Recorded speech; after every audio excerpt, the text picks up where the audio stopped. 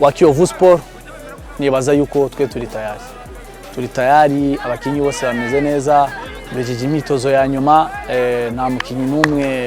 novuga mu bo twakoranye entraînement atameze neza uhasigaye shwa y'umutoza hasigaye shwa yacu nka staff kudezinya tukaraba abakinyi ashobora gukina abashobora gutangura n'abashobora gusimbura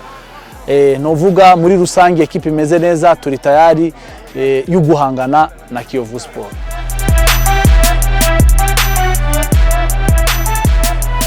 Novuga iri ku rwego rwo hejuru abakinyi bari muri confiance ko tumaze imikino 6 yose tudatsindwa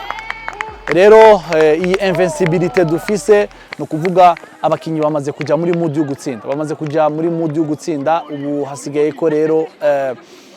tuvyerekana kuri match kurikira kuri match yejo tukabandanya muri confiance novuga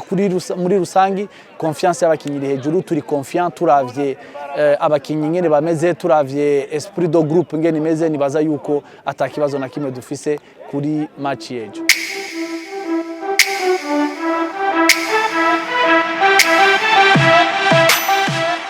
Novuga abafana n'umukinyi navuze wa 12 ni ari muri equipe nawe nyene turamukeneye nkuko twafatanije kuri imikino iherutse esheshatu tumagize imisi dukina tugatsinda no kuri uyu mukino turamukeneye cyane kuko nawe ça fait partie de l'équipe nawe ndumukinyi jewe kontako wa 12 ntasimbuza yamari hajya igihe cyose rero turabatumiye mwese muzoze kudushigikira natwe tuzokora ibishoboka byose kugira dushobore kubashimisha murakoze nawe.